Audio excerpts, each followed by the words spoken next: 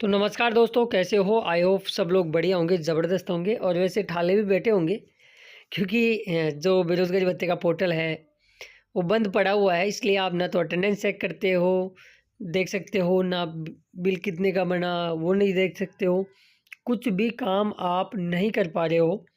इस वजह से थोड़ा-सा अजीब-सा भी लग रहा है। काफ़ी लोगों ने तो ये तक भ्रामक मार्केट में मैसेज पहुँच चुका है कि बेरोज़गारी भत्ता योजना बंद हो गई है।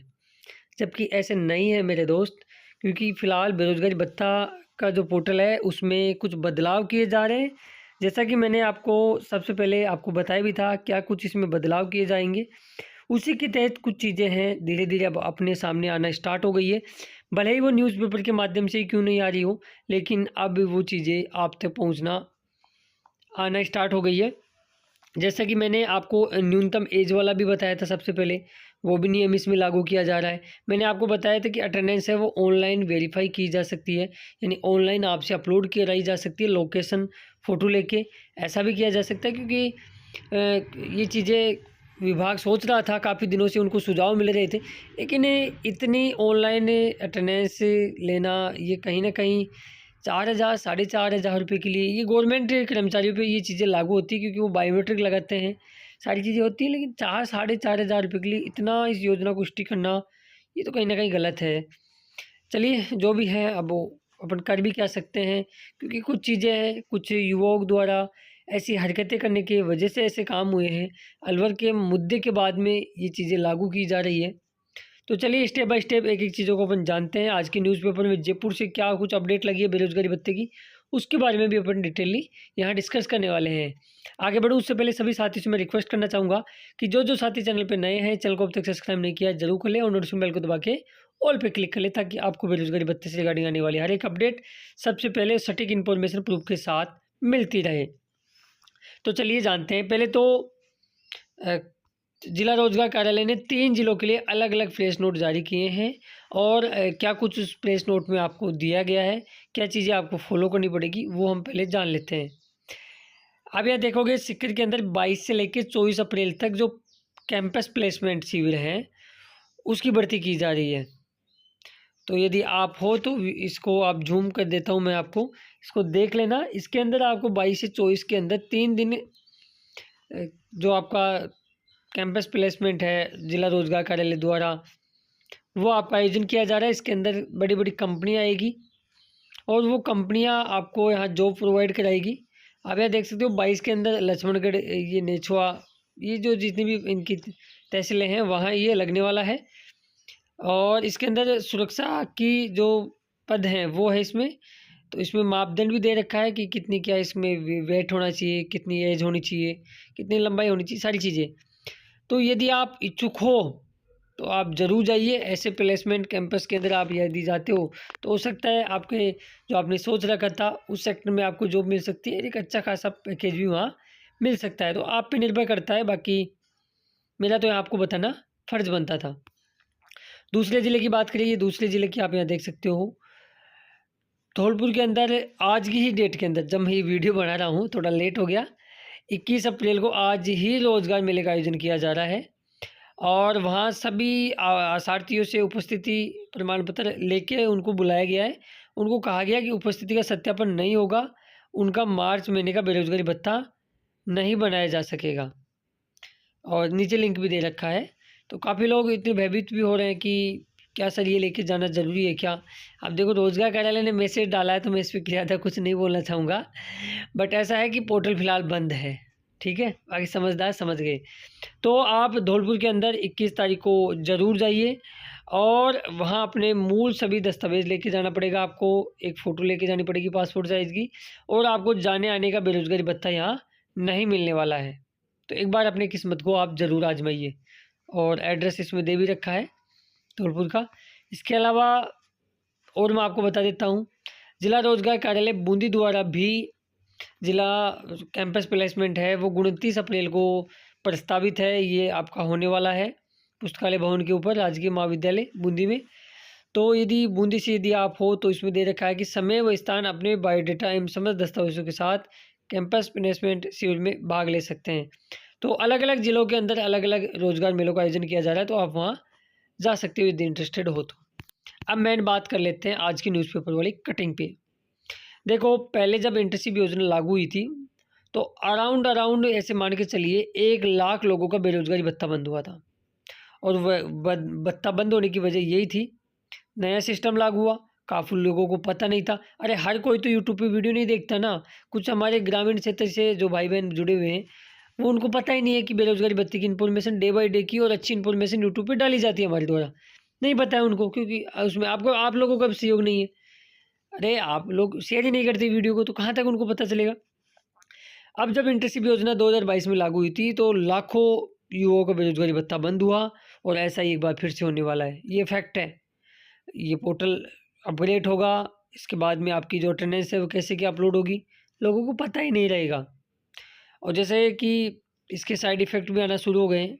10,000 लोगों को तो पहले ही चांस में योजना से बाहर किया गया है। ये कुछ न्यूज़ है जिसको मैं आपको स्टेप बाय स्टेप सारी चीज़ें यहाँ क्लियर करता चलूँगा। एक-एक बिंदु को अपन समझेंगे, क्योंकि पोर्टल से संबंधित इन्फॉर्मेशन है तो मिस नहीं करेंगे।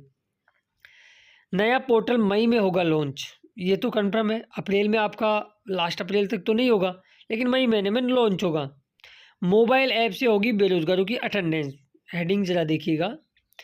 अब इसमें ये नहीं बताया गया है कि ये मोबाइल ऐप जो है वो इंस्टॉल क्या बेरोज़गार करेगा या जहाँ पे इंटर्नशिप सेंटर चल रहा है वो करेंगे। अभी इस पे सस्पेंस बना हुआ है। मई तक बेरोज़गारी भत्ते का पोर्टल बंद। अब इसमें दे रखा है मई तक, यानी अप्रैल लास्ट तक मान सकते हो आप। बेरोज़गारी भत्ते का पोर्टल बंद। न्यूनतम उम्र 21 करने से, जो इनकी न्यूनतम एज का क्राइटेरिया है वो 21 हो गया था, हालांकि 2-3 महीने पहले ही नए फॉर्म नहीं भरे जा रहे थे, लेकिन 21 से नीचे 20, 19, 18 ऐसे 10,000 फॉर्म है जो आज की डेट के अंदर वेरीफाई हैं, वो सीधी सीधी योजना से बाहर हो गई। पहला साइड इफेक्ट तो ये आ गया सामने। समझ रहे हो चीज़ों को भाई? ये जो एज का क्राइटेरिया था ये उन लोगों पे लागू करना चाहिए था जो नए फॉर्म अब भरेंगे। अब जिन्होंने पहले से भर रखा है उनका इसमें कोई दोष नहीं है। आप अचानक बिना किसी सूचना के एकदम से ये चीज़ें नियम में बदलाव करोगे, तो जिन्होंने पहले से फॉर्म भर रखा है उनका इसमें क्या दोष है? यस या नो? अब इसमें बताया गया कि नियमों में बदलाव करने से बेरोजगारी भत्ता लेने के लिए कतार में लगे 10,000 बेरोजगार बाहर हो जाएंगे, क्योंकि उनकी जो न्यूनतम एज का क्राइटेरिया है वो 21 साल से कम है। अब ग्रेजुएट बेरोजगारों को भत्ता दिया जा रहा था, लेकिन न्यूनतम उम्र की कोई सीमा नहीं थी पहले इसमें। अधिकतम की थी 35 साल और 30 साल। अब न्यूनतम उम्र है वो फिक्स कर दी गई। 21 करने से पहले कम उम्र के बेरोजगारों को भत्ता नहीं मिलेगा। वर्तमान में यदि पूरे राजस्थान की हम बात करें तो 90,000 के करीब फॉर्म वेरीफाइड पड़े हुए हैं जो अप्रूव की कतार में हैं। वेरीफाई फॉर्म पेंडिंग चल रहे हैं, उन्हें भत्ता मिलना है। इनसे करीब 10,000 आवेदन ऐसे हैं जिनकी एज है वो 21 वर्ष से कम है। उन्हें इस योजना से बाहर किया जाएगा। हर साल 2 लाख लोगों को भत्ता ये लोग देते हैं। बेरोजगारी भत्ता दिया जा रहा है। करीब 15,000 ऐसे कैंडिडेट हैं जो 21 से कम उम्र वाले हैं पूरे राजस्थान में। समझिएगा इस चीज़ को। EMS 2.0 मई में होगा शुरू, जब तक आप आवेदन नहीं कर सकते। रोजगार निर्देशालय ने फिलहाल EMS जो पोर्टल था इनका 1.0 उसको बंद कर रखा है। अब मई में इसे EMS पोर्टल 2.0 पे इसको शुरू किया जाएगा। तब तक बेरोजगार आवेदन नहीं कर पाएंगे। गौरतलब वाली बात यह है कि बेरोजगारों को 4,000 और महिलाओं को ये पैसे देते थे। मेन सारांश की अपन बात करते हैं। जो ऋषभ मंडल हैं, जो आयुक्त हैं, कमिश्नर हैं कौशल रोजगार एवं उद्यमिता विभाग राजस्थान सरकार के, उन्होंने क्या कुछ इस पे कहा है वो भी हम जान लेते हैं। उन्होंने कहा कि मुख्यमंत्री युवा संबल योजना में AG ऑफिस और अन्य माध्यमों से सकारात्मक सुझाव आए थे। उम्र सीमा, अटेंडेंस जैसे सुझाव लागू किए गए हैं। मई में नया पोर्टल भी शुरू हो जाएगा। समझिएगा, उन्होंने इशारों में यहाँ बात बता दी है कि अटेंडेंस और एज का संबंधित चीज़ें हैं वो धीरे धीरे अब स्ट्रिक्टता से लागू होने वाली है। कैसे कुछ इस योजना का खर्चा है साल दर साल बढ़ता गया, अपन जानते हैं एक बार। ये जानते हैं कि 2021 वित्त वर्ष में लगभग 576 करोड़ रुपए का एक साल के अंदर बेरोजगारी भत्ता दिया गया। योजना में बहुत लाभार्थी इसका चीज़ें हैं वो वहन की लोगों ने।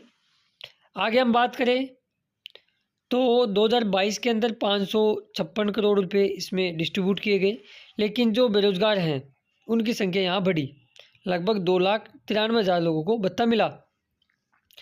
जबकि 2023 के अंदर हल्का सा इसमें एक बार फिर कमी आई खर्चे में, 567 करोड़ रुपए 2,48,000 लोगों को मिला। फिर ये योजना बहुत ही डाउन, इसके खर्चे में एक बार कमी आई, लेकिन हालांकि बेरोजगार अभ्यर्थी हैं उनकी संख्या यहाँ बढ़ती गई। अप्रैल 2025 तक आंकड़ा आप यहाँ देखेंगे 25-26 वित्त वर्ष में लगभग 669 करोड़, एकदम से ही पैसों का है जो भार बढ़ा। हालांकि जो बेरोजगारी भत्ता अभ्यर्थी हैं उनका खर्चे में धीरे धीरे आगे पीछे हुआ, लेकिन लाभार्थी लगातार बढ़ते रहे। अब इसमें 16 से ये पोर्टल बंद है। जैसे जैसे इसमें सुधार होंगे, जैसे जैसे अच्छी अपडेट आएगी तो सबसे पहले वीडियो का नोटिफिकेशन आप तक मिलेगा। हम लगातार समय समय पर आपको हर चीज़ों को अपडेट देते रहते हैं।